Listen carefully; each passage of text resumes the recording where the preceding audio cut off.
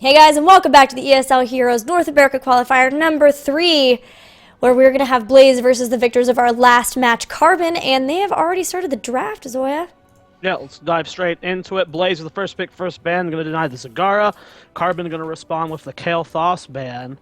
And Blaze doing something a little bit different here. They're going to disregard Rhaegar and go for Falstad. No. Disregard. Yeah, I get it. I just don't like it. I get it. I just don't like it. I took it from Stark, okay? So Stark doesn't make it any better. And he could pull it off better because he has an English accent. Yeah, he's probably could do it better. They disregard Rhaegar. Well, Carbon's not going to do that thing that you keep repeating that's terrible. Disregard him? Yeah, they're going to grab him. Oh, man, I am a riot, guys. Something. That is for sure. Jaina Rhaegar picked up here from Carbon. Yes, Blaze, do it. Any of those. Any. No. Any and all.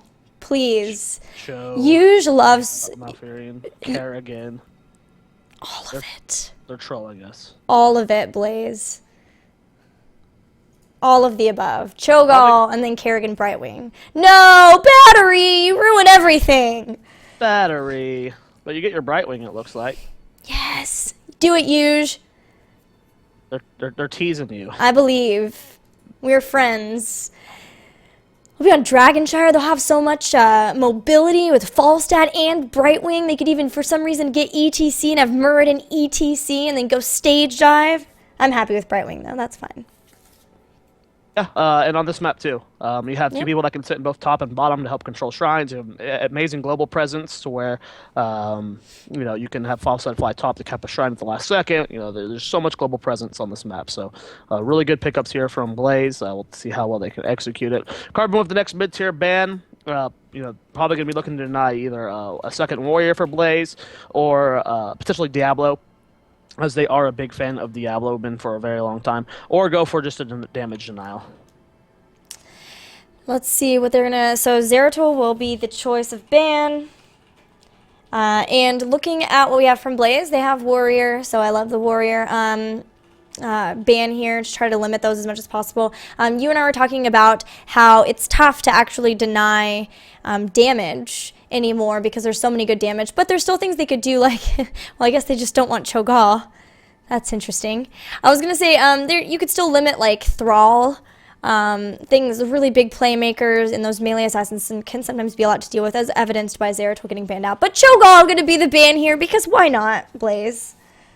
Yeah, just deny it. And an immediate Thrall Diablo lock in here for Carbon. They knew exactly what they want. When Zagara banned, Thrall the best. The only other option as a solar laner versus Falstad. He's the only one that could have a better chance at dealing with it. Of course, just a great melee assassin in general. And then, of course, Diablo. Not only a great warrior, but a great deny towards Blaze. Tassadar's a pretty good solo laner. Tyrande looking at the potential for locking in her, and they'll have the potential for Muradin Tyrande rotations, being able to look for picks from that. But then also they also help out Brightwing supporting because, oh yes, do it! Brightwing can be really rough to run as a solo support right now. Usually when we see her, it is with Tassadar, but Tyrande will also just help supplement that quite a bit. I'm going to be so happy, but I feel like they're trolling me right now. Don't. I think the troll is real. Why does Blaze hate me? They're gonna hover it for forever, and then they're gonna pick something else. They picked it multiple times in the last qualifier. I know. Trick was tweeting about it for days. Come on, Claudius. I believe. Come on, Claudius. Carbon has one pick left too. Oh. Yeah. I like this more. Caribbean's still fun. It's still something that's different. So All I like of them. This more. Yes. I like this. There is so much just shrine contention here.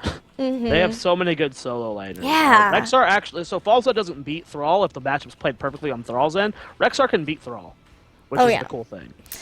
Rexxar is great. He's also really good for rotating around and being able to pick up the camps completely by himself. Another great value for him. And he adds to lockdown. Look how much lockdown they're going to have between Muradin, Tyrande, and then Misha as well. Even slows from Falstad too, and once they get Hammer Time at 16, they'll have more stuns with that too. Polymorph, of course, from Brightwing. And then lots of damage potential too, especially with Hunter's Mark from Tyrande. So I'm Yeah, loving this from Blaze. a lot of lockdown, a lot of damage. We'll see how it works out. I've always been a big fan of damaged Tyrandas. I've always preferred them over the solo support Tyrandas. So, big fan. Claudius does what Claudius does on Claudius heroes. And Yeah, well, I like the Stitches pick here, if it's true. nice. Me too. I think I remember once that somebody from Blaze once told me that when it comes to what they're going to play, it's kind of like, hey, Claudius, what do you feel like playing this time? And he'll respond, and then they'll be like, okay, how can we build a comp around that? Because Claudius just has these crazy picks, Artanis. He's been playing Rexar for a long time, and that's when they developed the Rexar with Abathur, double Rexar, double Misha play, which was pretty nuts for teams to have to deal with. And having those really cool pocket picks and then being able to draft compositions around them has been very good for Blaze. They've always been able to throw people off quite a bit with that. But I love the Stitches plus the Diablo. They have the potential to really displace somebody if they can catch somebody from Blaze, especially like Tyrande. Everybody else has some good mobility. Rexar could run into issues, but hopefully he'll be back far enough. But Brightwing, Muradin, and Falstad should be okay once Brightwing gets Blink Heal. Well, the cool thing about having Rexar here is it's just like another body that can get hooked. Like if Misha gets hooked, who cares, right? Yeah. That's a good thing. So this is gonna be interesting to see. Normally I would go like, what is this draft? Carbon's got such a great draft with Rhaegar, Jaina, Thrall, Diablo, Stitches. I mean, Diablo's not a great solo warrior. That's why I love the Stitches pick up there. You've got, if you do land a hook, there's so much lockdown to follow up with Thrall roots plus the Shadow Charge from Diablo, the Flip Shadow Charge rather. I mean, it's just so much lockdown, but Blaze's team, they're Blaze, right? If anyone's gonna make weird comms like this work, it's Blaze. I'm getting a weird message, so I'm trying to figure out what this is. But we are almost ready. Just a couple of members left, and I'm really excited. It's been a while since I've gotten to see Claudius play Rexar. They've been throwing out some different stuff lately. But yeah. They are the innovators, right? And it's a different type of innovation, right? When you see a team like Cloud9 bust out new play styles, when you see Tempest Storm who brought in the Asphodel play, Europe who innovated the different play styles of Kharazim, those spread across the board. Blaze innovation only affects Blaze. They are the only ones that do the things they do, which isn't a bad thing, yeah. They always have something that catch you off guard, but very rarely does something that they do become mainstream. I think Diablo with Lightning Breath for a while there leading into BlizzCon was the only thing that really caught on that they were doing first. Out of all the millions of different things they've done, right? When they first busted out Diablo Lightning, everyone was like, what? And, then it became the norm for a while, and just recently it swapped to Apocalypse, but... They were doing Rexar, but I guess it didn't... double Rexar never really caught on with any of the other teams except Blaze. But you can do a lot with double Misha. There's just so much control there. Yeah. You can do, there's so much lockdown. You got Muradin stuns, Polymorph, Tyrande stun, Rexar stuns. It's a lot of lockdown. The countdown has started. We will be getting into Game 1 between Team Blaze and Carbon very soon on Dragonshire. A lot of fun things to look forward to. We've got Stitches being played by the Eekster, the Thrall player from, the Thrall player from before. This time we have Voron, our cool Kael'thas player from Carbon, who will be playing Thrall this time. So a little bit of a switch up there. A big switch up as Lil Killer Pony is going to be playing Rhaegar. So all these team members switching roles a little bit here for Carbon. Yeah. Definitely an interesting change. Sometimes we do see that happen in situations where a player is known for playing that hero, where it's their specialty. It's cool to see how this is going to play out. in a different side of things.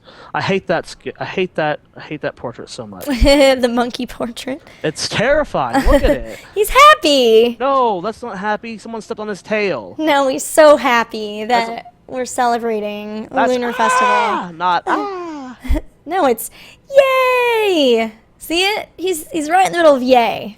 That's a Taco Bell face. I don't know what that means. It means they're in pain, Gilly.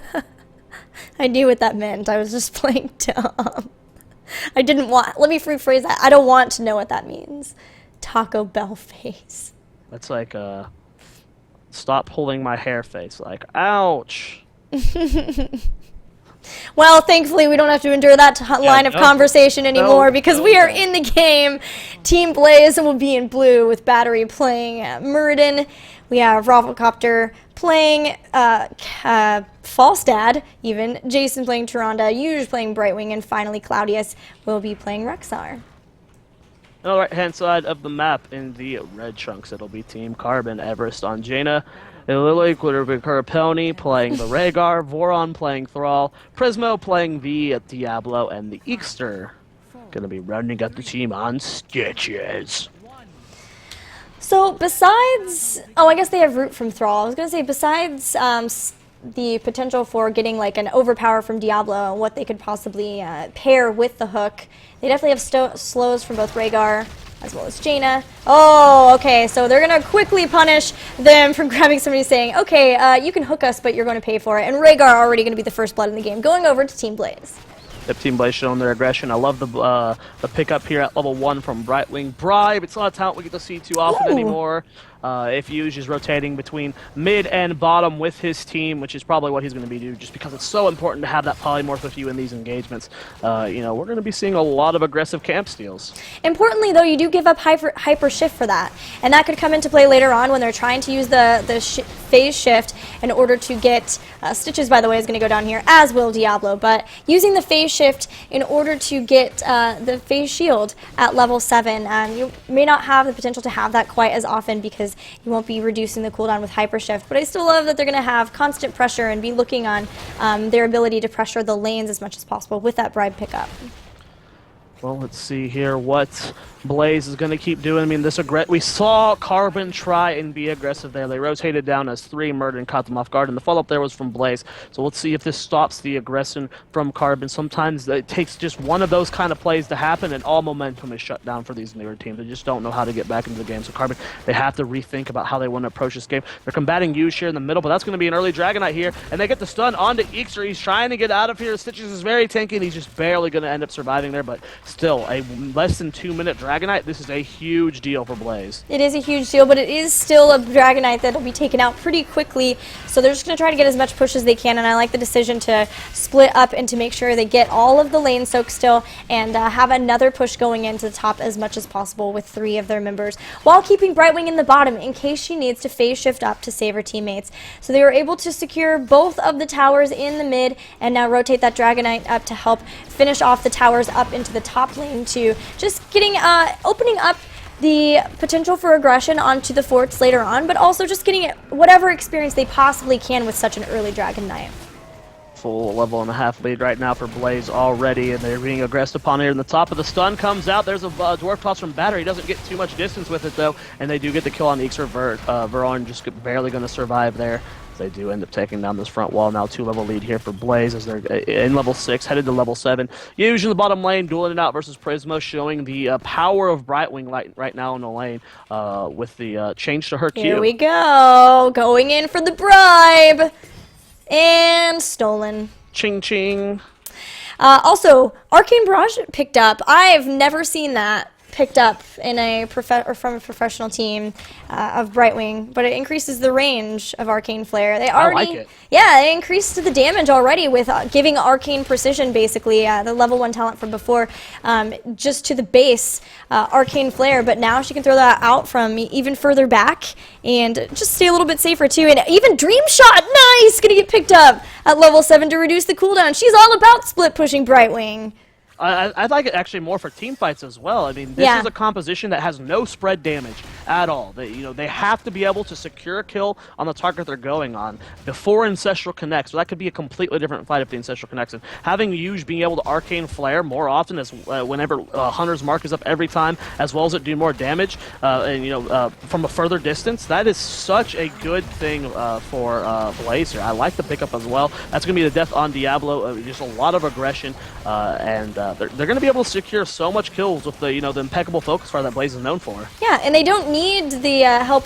I mean, they've got Tyrande, right? So they don't need to focus on the support, and already they're going to get another kill onto Rhaegar here in the bottom lane, looking to maybe get even more. And there, look how much damage that does if you can land that skill shot. Lunar Flare goes down onto Stitches. He's still staying safe, but it's he has to be really careful even if he does get a hook here because of the fact that he is so low. Jason coming back in. There is the Spirit Swoop into the Lunar Flare. Eekster so low, but isn't quite taken out yet. Voron is on the chase for Jason now. Does land the Feral Spirit too, but Misha really helping to make sure that doesn't get the kill onto Tyrande. And in the midst of all this, Battery picks up another Dragon Knight. 2 Dragon Knights in 2 minutes. This is huge for Blaze. They're going to get so much map control. They're going to secure themselves their second fort here. As bottom just about to go down. Top lane's being sieged by Falstad, where he's going to actually get Prisma. He's very, very low. No, just barely going to survive there.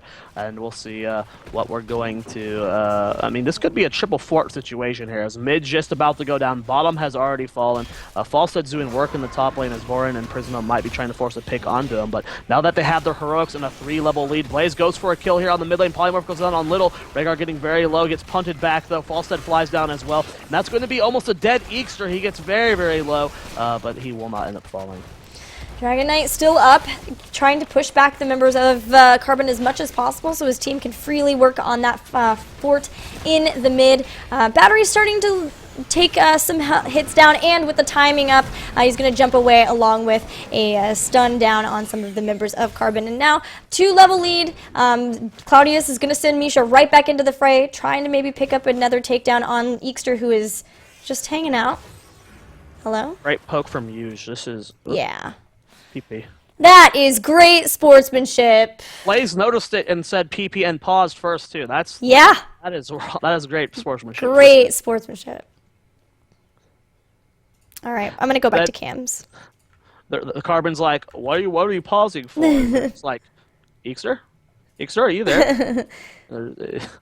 Stitch is there. It's really anyone's guess. I would say no, since he was not moving in the face of a Falstad. He got assaulted by a cat or something. Something that's just crazy that they don't want to explain on stream. He spilt hot pockets. 5 number sign 3, 2, 1. And we're back. And then the Gust comes out from Raffle as well, just to make sure that Easter doesn't get unfairly killed there. Again, big sportsmanship. 10 points for Blaze. Gryffindor. Oh, yeah. Also Blaze. Rexar build is much more about control and team fights. Oh, I'm sorry, I missed that. Diablo is taken out. Much more about control than sometimes we see like the jungling build go. And Blaze are right back into it, jumping onto Eekster, who did pull them in. He did ask for this and gets taken out on top of that too. And still no kills on the side of Carbon, as Blaze are just going to move back and continue to paint the battleground blue with, once again, picking up these giants and pushing with them in the bottom. And everywhere, the sieging is just unending. Yeah, the great thing about this talent here on Brightwing that increases her range is this allows her to actually siege, like not just like clear waves, but siege. She can hit forts, she can hit the keeps without being in range of them. I mean, this just allows her to actually be a true menace in the solo lane, and you have to respond to it. Normally it's just like, oh, Brightwing's pushing lanes, eventually that'll get out of hand, but with her actually being able to hit arcane flares without being in range of towers and keeps, that not only ups her safety, but just ups her push. And with Dream Shot, it reduces the cooldown every time that you hit the heroes. Yeah, and it's, I mean, especially with the lockdown that they have, it's pretty easy to be able to hit that. Look, it's going to go out, and then actually the polymorph's going to go out, and they're going to kill them. They're not even going to use it there, but the amount of lockdown that they have makes it a lot easier to be able to hit that inner circle, to be able to get the most cooldown reduction with that. Heroic abilities have been picked up. There's the Sundering from one. We also have Ring of Frost this time from Jaina. Putrid Bile starting to come out there. We have Ancestral and the ability for Apocalypse too, if they can find somebody to make it worth their while. Well, here comes Claudius. Will the boars be unleashed? There they go. They're charging toward their targets. Everyone is slowed now. They're doing a lot of damage to Eekster. Gets done by the Tyrande, but no heals coming out from Rhaegar just yet. Ring of Frost connects with both Rexar and Misha, but Rhaegar's gonna not go down. He got the Ancestral a half second before the Polymorph go down, and he's just barely gonna live, but that's gonna be the death of Diablo. He just rests, so no souls available for him. 2 members down as the shrines have begun to spawn. Will Blaze be able to pick up another Dragon Knight? They're going to start looking toward it now as Muradin's going to start moving toward... actually, yeah, I love having Falstad just move to the bottom lane. That's the power of having Falstad with that global presence, that he can move down there so fast. Normally, they would have had to run all the way to that bottom lane, but because of this, they are able to just send him right down there. Rexar picked up the top, and yet again, Battery is going to pick up a Dragon Knight. That's another Dragon Knight going over to Blaze. I believe this is the third one in less than 9 minutes. That's Sticky Flare. So many. Sticky Flare. Oh, huge. Delectable young man. They're not going at all toward anything. Not even Shield Dust with Jaina. Full on battle wing even. I love it. Yep, full on, I'm going to kill you, and top meters is Brightwing. That's his plan right here. Taking a look at the damage. Nope, he's not doing that, but he's trying. He definitely is trying. The big Sundering comes out there, splitting the team. Battery still looking for this keep, and Diablo's going to fall. Still no souls. Diablo really getting blown up by Tyrande. I mean, this is why she's so good versus these double warrior lineups here. Hunter's Mark can secure so many kills, especially before Ancestral can connect. That's going to be the first keep of the game. Falling towards Team Blaze, and they've got a 3, almost 4 level lead. Gilly, as they're just about to hit level 15. All right, we'll see if they can maybe get a good hook or try to catch somebody out. They do not have Sundering up, but they have Ring of Frost. They could make that happen. Apocalypse is also available, but they still, Blaze has Mighty Gust available. If something like that happens, they can easily disengage for their team and wait, and they may be just looking. They've got the bribe. They're going to pick up these Giants, but they're also lying in wait. Already stuns go out, and Thrall just melts away underneath the pressure, but they're not done yet. Battery jumping in. There is the aggressive fly from Rafflecopter. The Mighty Gust does connect onto Prismo, who instantly goes into Polymorph, but will be healed back up by Ancestral Healing. It's not going to be enough to keep him alive, though. Ring of Frost does hit several members, but it's not going to do... They can't have anything to capitalize on it, but Tyrande at least does get hooked into the core, and with that, that will be the first kill on the side of Carbon.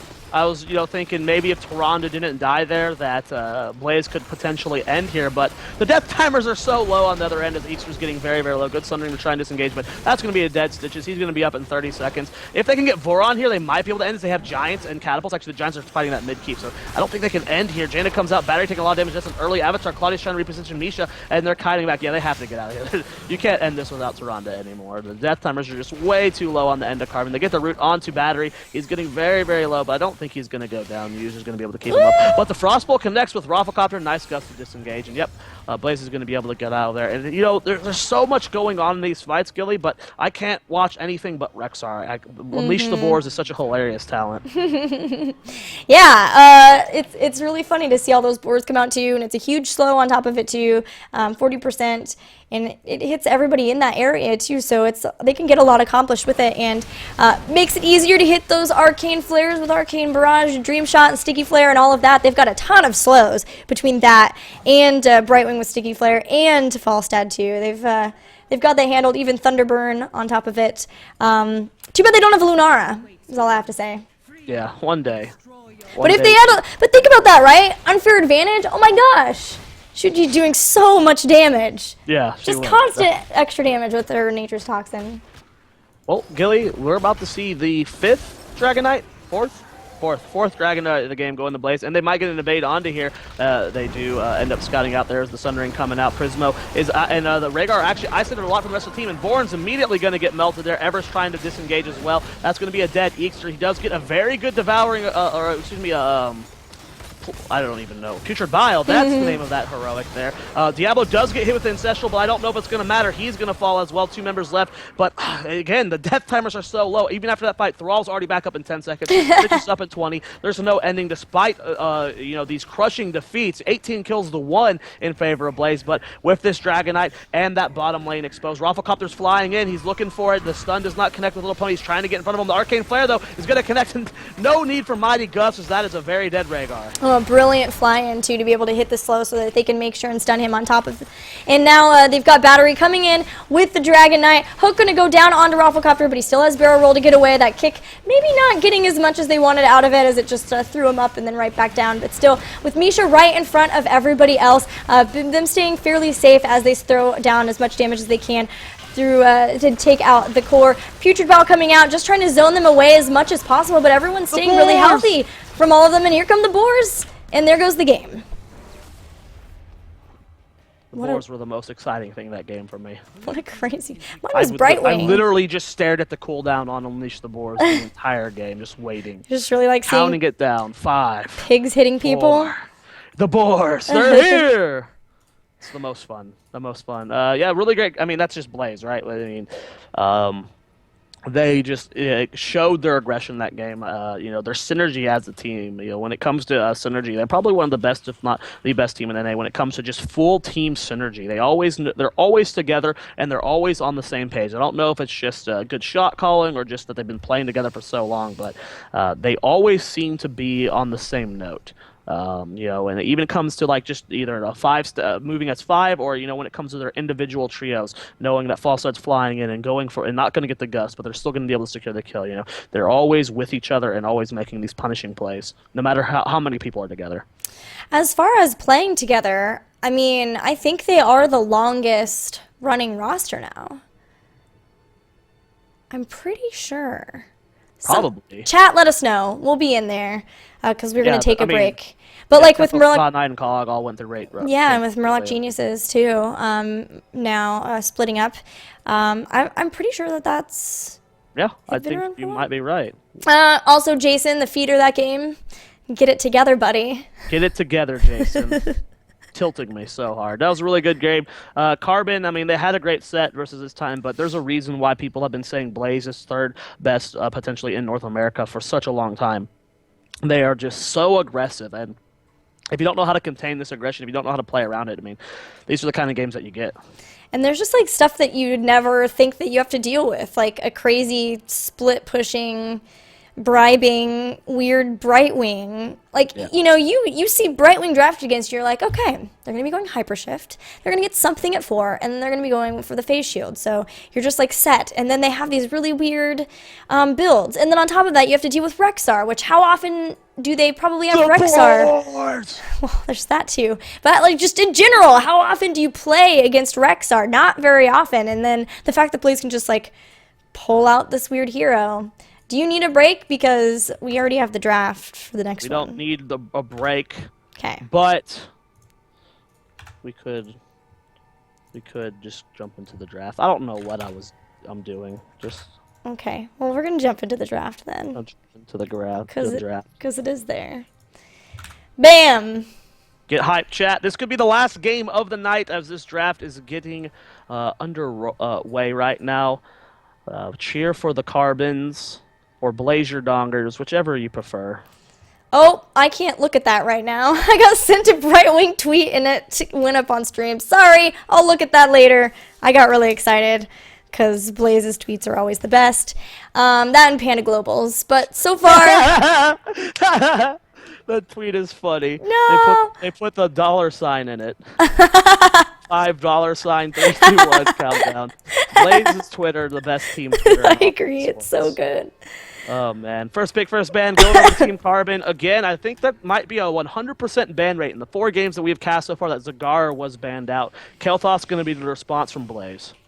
I mean, yeah, Zagara has utility on, like, every map. You can find, like, some reason why she's so good. On Battlefield of Eternity, it's the fact that she has consistent damage for the Immortals, and the inner area is so difficult, like, it's so easy to be ganked, and her creep can just totally turn the tables on that because of the fact that it just provides such good vision. So I understand wanting to take her out there, and I like the pickup of Tyrande as well, denying it from Blaze, and at the same time, making sure that they have the Hunter's Mark. So again, when they need to burn down the Immortals, they have the capabilities to do so. Yeah, Tyrande, a great pickup for them, great deny. Overall, really, really like it. Blaze going to pick up the fall stat again. I mean, no surprise here. There's so many fights on many maps. You see it a lot on this map as well, though, Battlefield Eternity, where it's like there's a stalemate, right? It's like who's going to be able to engage here, and then one team just barely hits that talent tier a half second earlier, and they win the fight because of that. Well, that's not going to be the case anymore because Blaze has Falstad, who can sit in lane soaking and then fly in when he's needed. A really great pickup there. And then we're seeing Greymane. Yes. I'm so hyped. So hyped. We'll have to see what build we get out of Greymane. We've been seeing some different ones on the occasion that we get one on our stream. Teams, we want Greymane more. Carbon going to pick up Thrall, though. It's been a very consistent pick for them throughout today. And with one more pick, will it be another support? Will it be, or are they going to do Tyrande solo support? Will it be a warrior? Another damage to lock in. I like the idea of grabbing a warrior here, especially because Blaze don't have theirs. So it's something that they could get. And that way they've got a nice, well-rounded team going into the next set of bans. Okay, Carbon. What are you going to do, guys? I'm still. I think it's going to happen eventually, where people. I mean, Thrall makes sense. An early pickup on Thrall and Falstad, I like a lot. But as we get more and more over the next few weeks, I just have a feeling that more teams are going to start picking up warriors and less damages. And we don't see any warriors picked up quite yet, but we do see that Rhaegar was not disregarded. You mean Rhaegod? Rhaegod, not disregarded. All right, so Rhaegar, and it's damaged Tyrande again, so you can be happy. I love damaged Tyrande. It's the best. Diablo going to be the choice of ban potentially for Blaze. They know that that's something that Carbon has been using, and not wanting to run into the issue where they get thrown back into the team, especially for Greymane. If he wants to get up there and be using his Curse of the Worgen, be in the Worgen form, getting that 40% extra attack damage, that can really ruin your day. His escapes capabilities are very limited and no self-sustain, so that's going to help him out, making sure that he's not getting thrown around the place or getting hit by an apocalypse. Yeah, and it also is a great denial, especially if Blaze is looking at going double warrior here. Let's say they go ETC Muradin. Well, if ETC gets banned out, this could actually be a really big mistake for Carbon. Yes. If they go Murd, never mind. Yes! I was gonna say if Blaze went double warrior here with 2 warriors banned, Carbon would be forced onto a really weird solo warrior, like a Leoric or something. But if Blaze tilts me, then they still have warriors open, so that's good for Carbon. Oh, Rexar. They're just messing with the stream. Rexar would be fun too again. You can't choke Blaze out of any type of role. You can't be like, if we ban Rhaegar here, that's the 3rd ban support. They will have nothing to play, and then Blaze insta-locks Lily. It's like, Lily. They don't care. You can't chokehold Blaze out of warriors because that's not playable, Blaze. Stop it. Stop it. Soon, TM. They're the team that are going to go. I mean, okay, first of all, let's talk about Butcher here, because there are some changes that were made recently to Butcher that make this comp actually terrifying. You mean the Lamb to the Slaughter? The Lamb to the Slaughter change. Gilly's right on point with that. You can no longer cleanse Lamb of the Slaughter. Now, the cleanse will break the root for a second, but then you'll go back to the Lamb. The Lamb will reapply itself. Yeah, you actually mix that with Mighty Gus, Gilly. You just keep the chain on you, and you can actually stretch it out really far, especially if you're Divine Shielded. And I'm pretty sure Lamb of the Slaughter lasts 4 seconds, and then it's 3 seconds for Divine Shield. So even if you put that on, you're still going to get pulled all the way back in. We had fun testing this out. Thank you, Stark, for helping me with that. Tassadar are going to be the pick for Blaze. And I'm wondering if they're going to solo support Tassadar or if they're going warrior-less. Only 4 seconds? Wow. Yep. Wow, that's crazy. That's such a long CC that you can't remove. Does Divine Shield remove it? I assume it's the same as Cleanse, right? If it's No, it doesn't remove it. So that's what I was saying, is because Divine Shield's just 3 seconds, you just run really far, and then as soon as it's done, it yanks you all the way back. I was already hyped about this, but Gilly teaching me stuff. That is awesome. This is so cool. It's going to be solo support Tassadar, which is pretty popular in Europe. It hasn't hit NA just yet or any of the other regions, but we do see a lot of solo support Tassadar here. And, you mix... There's so They could go no warrior. Stuff. This is so cool, Gilly. They could go no warrior. They could go no warrior, but I think that's too Blaze, even for Blaze. Is that... Sure, okay. That is way too weird for me. All right, Johanna, the pickup for Carbon. We have one pick left for them. They already have their warrior, and yeah, it's got to be damage of some type, and they've gonna pull the Jaina again. Oh, that's so cool. Look how late this Jaina pickup is. That just shows you where we're at right now. Like I mean, it is Blaze, so right, Greymane Butcher this early is not something we'll see all the time, but Yeah. I love the crit meta. They'll do it. They won't. They'll do it. They won't. Guys, They will do it. I would be really excited if we got a Nubarak because his talent art was updated and it is so beautiful. I think it is the prettiest of all of the talents that were updated in terms of art. Like Murky's got how hilarious, like the hilarious one on lock, but Oh, yeah! tilted. It's I basically like the Anubarak. warriorless. I like the Anubarak because with the way they've changed cleanse, good supports like Bakery, he could pre-cleanse it just on time so you wouldn't get hit by a web wrap. But with the change to cleanse where you can't cast it on yourself anymore, web wrapping a Rhaegar would have been awesome. Especially with how their damage works. A lot of Carbon's damage is like very big spells and bursts. So in order to break a web wrap, if like Lunar Flare Blizzard combo was down, it'll take a little bit longer for them to burn down a web wrap. But we're getting our Tannis instead. Okay, so basic attack, basic attack, basic attack, basic attack. So when it comes to immortal fights, I mean, Blaze is going to be great. That is a lot of auto attack damage. It's a lot of auto attack. Johanna is probably going to have to get Imposing Presence. But You're right. Even still, there's a lot of auto attacks. Oh man! Even Tass. I mean, he's got Sonic Storms, but the one thing that Carbon has going for them is if they can CC lock properly, Butcher and Greymane both struggle at escaping, and Tassadar shields are not going to be enough. Like if let's just say the Sundering Tyrande combo is perfect, or any of the combos they have is perfect. I mean, if they catch Butcher out of position, if they catch Greymane out of position, they're going to kill them every single time. There is so much burst damage coming from this team. Hunter's Mark for all Jaina is a lot. Okay, so Yuge is really wanting to make sure that we know that he was the first one to solo support Tass, but stopped after scaling changes. And I promised that I would let Chad know. Claudius is actually insane right now. I mean, he's not wrong. Blaze saying they did something first doesn't matter. They're also the first team to draft Artanis 5 times. Doesn't mean it's going to actually catch on, Blaze. Come on, guys.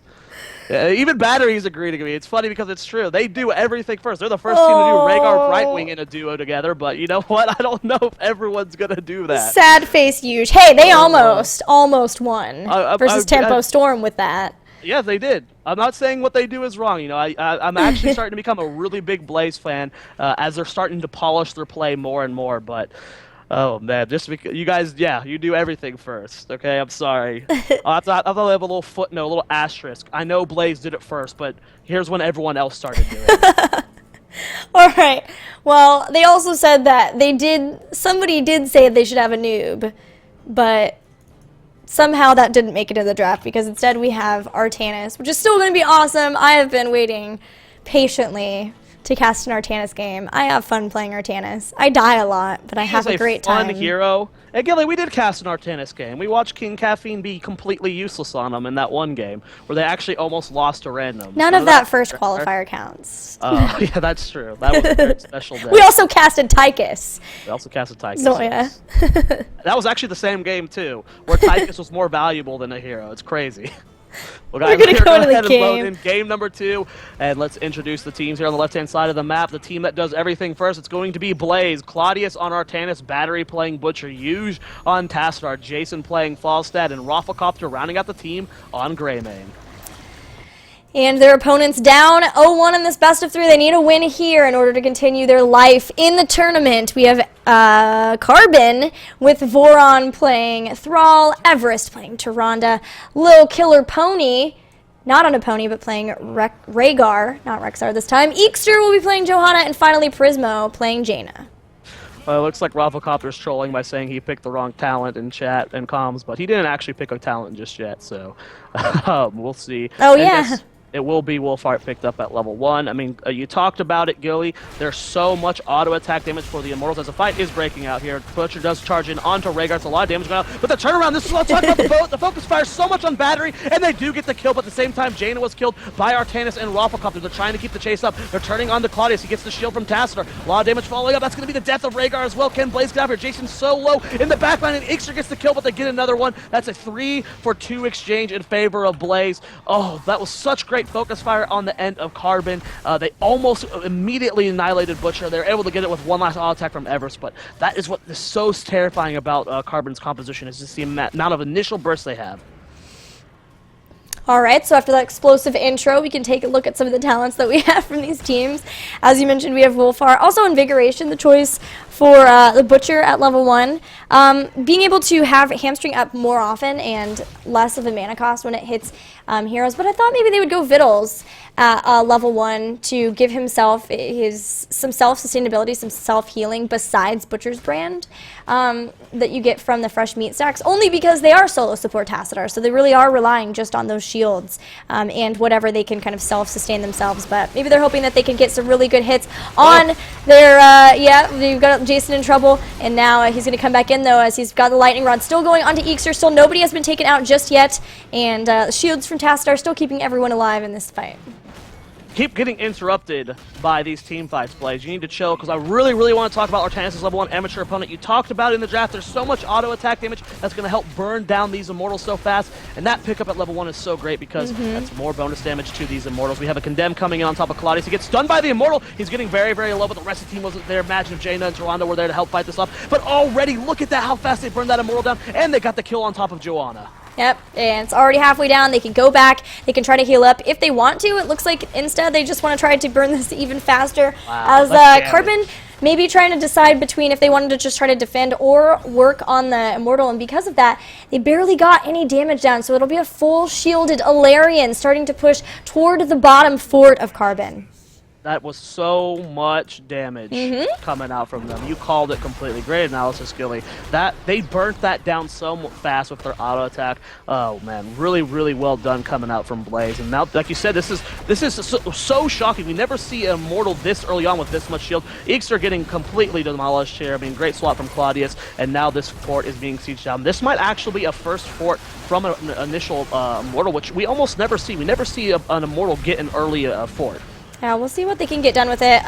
Obviously, if they take too much damage from the poke, that would be something where they would have to go back. Still pretty full on mana, so they can still continue to go on with this. And with the health completely up now, they're going to be able to take down this fort in no time. Maybe even start working on towers in front of the keep if they can kind of keep this protected. They're standing in front of it. We see Rafflecopter standing there, maybe just looking to try to jump in on somebody if they get too far forward. Ixer trying to do whatever he can, even with a Condemn.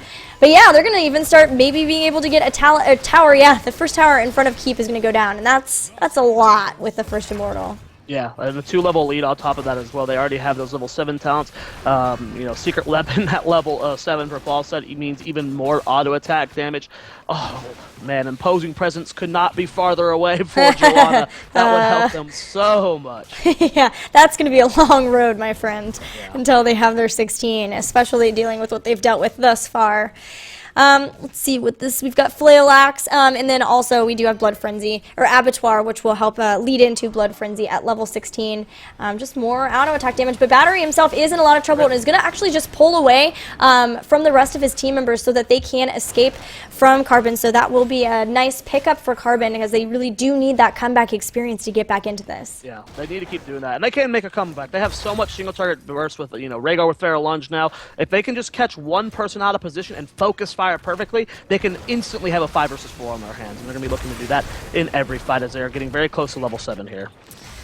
Yep, they want to pick up those talents before they get into a big fight. Tyrande is still at the bottom, not the best in terms of trying to actually be able to do much, and Falstad's going to fly in and instantly push her back.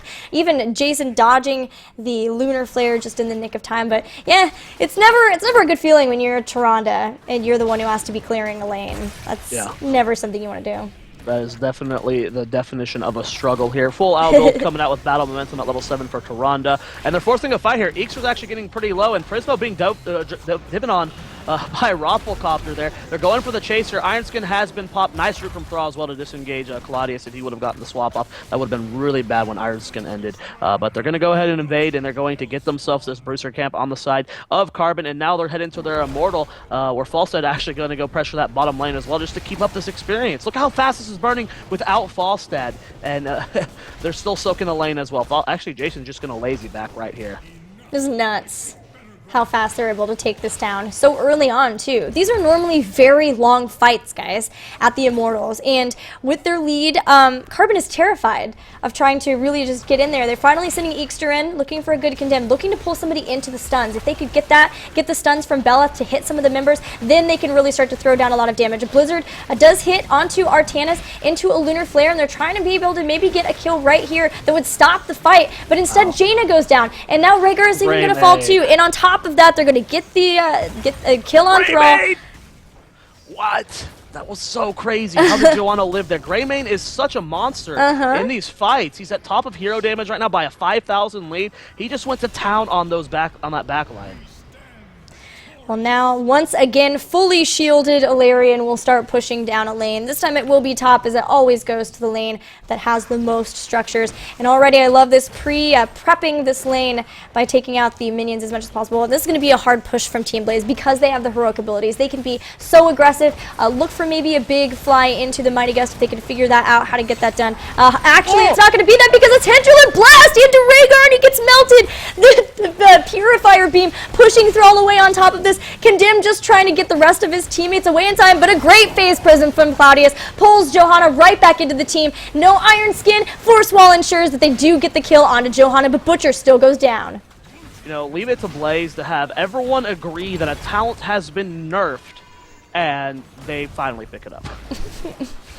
Hinterland's Blast, complete shocker there, and it was hilariously timed. Shock and awe? Sorry. It's hilariously timed because Rhaegar kept trying to get out of Lamb. I guess he wasn't realizing what was happening, and it kept pulling him back to the center. And he was out of the Hinterland's Blast, and then he got pulled back to the center right into it. It was just hilariously timed there. I was not prepared for that.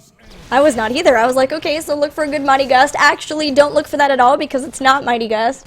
That's what happens when you're so used to a certain heroic getting picked, and then it's something like Hinterland Blast. It's considered one of the best heroics in the game too, like on par with Void Prison. Yeah. It's like its effect. So I mean, there's no reason to not think it's going to be Hinterland's Blast. That's a very crazy pickup from Jason. But it is a 2-minute cooldown, 120 seconds. That is an extremely long heroic timer. But the damage did get buffed for it. But yeah, the cooldown timer is pretty brutal. Yeah. And very long. When we see this too, the Falstad plus the Butcher, it was always Mighty Gust plus the Lamb to the Slaughter, but the Shadowstalk is going to be used. Purifier Beam goes down, and Prismo is going to get melted out of there even before the heals could take effect. Greymane gets taken out too, though. A really good Ring of Frost did lock him down. Battery trying to run away until he gets some of his cooldowns back up so he can re-engage, and with that hamstring, helping his teams to secure another kill on top of Thrall, and they're going to continue this push with these Khazra, maybe even trying to pick up the first keep of the game. Yeah, it's getting very, very low. They should be able to get it. And we're seeing glimpses of what I've been talking about, how there's just so much damage on the end of Carbon. You know, if they were able to focus fire just a little bit better and, you know, stop these early picks. I mean, they saw Greymane get immediately obliterated, and then so many of the other members were very, very low. Huge having difficulty keeping them up, but just with the destructiveness of this. And, you know, Eekster getting very low himself. They're trying to catch Battery here. He's healing himself up. The Huge is just completely out of here. He's like, you know what? You're dead, Battery. Sorry. That's going to be a dead. Whoa! And this is a great timing for the Butcher to be dead because the Immortals are spawning, Gilly. Yeah, and finally, they've at least gotten their heroic abilities. They are still down on talent tiers, but they are going to have to go in and aggress upon this. They cannot just freely let Blaze work on this because of the fact of how fast they can burn it down, and here they go in. Eekster starting to pull them in. They need to try to throw people into stuns or something as the Sundering does come out. And Dimensional Shift goes down into Prescience too, and Yuge trying to get away. Hinterland Blast goes down, and Jaina taken out by Greymane immediately, and he's going for the throat again, takes out Johanna as well. Voron now under fire from the Gilnean cocktail. Lunar Flare trying to just at least zone people back, but the Phase Prism pulls Voron right back into a body block, and he is taken out as well. And with that, Blaze are still going to be able to pick up another Immortal. Wow, this could be game off of this, Gilly. This is a full shielded Immortal, pushing that top keep for Blaze. Lane is already pushing as well. They're just going to go back and top themselves off. This is such a cool game. And there's another combo we haven't really talked too much about, catching someone lamb in the slaughter and then casting Purifier Beam on them. How do you get away from it? You just die. You're ripped. Yeah, it's pretty nuts. I mean, sometimes we see Purifier Beam, but in the very rare occasion, I think that we've had our Tannis. What did Cloud9 do? Not that, like I said, it's anything. Did they have suppression pools? Okay, so they did. I think they had Purifier Beam. Nice. Well, we'll see what they can do with this Immortal. Will it be our final one and make it our final game of the night? We will have to see. They're going to start working with this. Already one tower is down as it's getting blasted by Alarian. And here's the Shadow Stalk going to be used early on in this. Eekster trying to pull people in as much as possible so that his team can at least throw down some damage wherever possible. And there's the Lamb to the Slaughter. It's down onto Thrall. Voron trying to get away from that Butcher's Brand. And there is the Ring of Frost down onto two members into a Condemned 2, but Eekster takes so much damage from it. They get a takedown on Johanna but lose Thrall as well. Or they get the takedown on Artanis but lose Johanna and Thrall, and now Jaina on top of that too. It's so many takedowns. And with the Immortal still healthy, Gilly, this could potentially be a game. They're moving into the core here. They've got, again, all that auto attack damage. The shield's starting to fall. The Immortal's losing his shield as well, but I don't think it matters. That's going to be 90% on the core, and congratulations, Team Blaze. They're going to move on to the next round of the tournament. We will not be casting any more games today. We will be seeing them tomorrow. I don't know if we're going to be casting them, but somebody will be. They will be playing tomorrow. Mm-hmm. Unless Hughes dies of, like, frustration towards his anger at me. That's a very possible. You've tilted him to death. Yeah.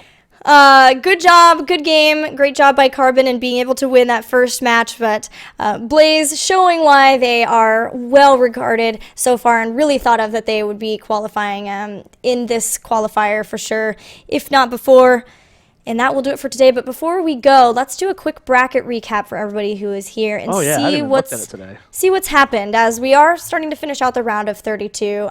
It looks like from that we have, of course, Blaze. They will be playing against Zot, who advanced over Flying Kittens. We have OVO Gaming, and they'll be facing THC White. King of Blades Alpha will be facing Ascension Zenith. Rising Taquitos, that's a name I haven't seen in a while. They have advanced, and they will play the winner of Salty Ego Lords and 2ARC. Match I was hyped for. That's Mad Timmy and Yoda's new team. Oh, nice. What a name. What a name. Yep, Salty Ego Lords. Who else is on that team? How Nguyen, Zeus, or the other two I remember from that team. So, you know, a lot of the amateur teams coming together. You know, added Mad Timmy, formerly Murloc Geniuses. Really cool team. RFS Gaming is moving on. They're going to probably play the winner, or they're not probably, they're going to play the winner of King of Blades, Epsilon versus or Team Elevate. And then looks like Resurgence did move on, and they're going to be playing Pool Play-Doh Some Tangos tomorrow as well. Awesome. That'll be fun to see. Gale Force Esports did move on too, and they'll be playing Team Nom.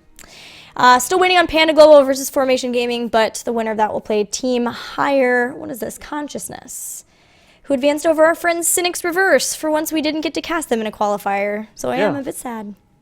But today was really fun. We had a lot of really cool games, really cool heroes as well. Artanis, Damage Brightwing, Battlewing.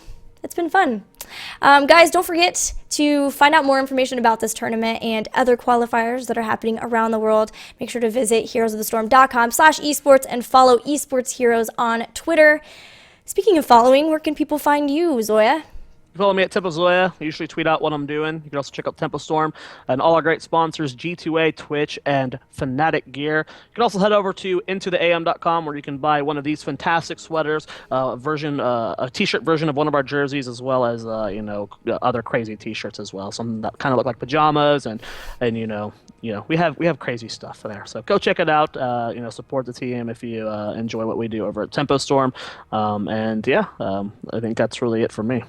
Awesome. You guys can follow me on Twitch, Twitter, Facebook, and YouTube, all Gillyweed SC2, and make sure to hit the follow button here if you want to see us casting again tomorrow. That will be at 6 p.m. Pacific time when we will be back and bringing you more games from the round of 8 wait, from the round of 16 and the round of 8. But until then, have a great night. We'll see you guys soon. Bye.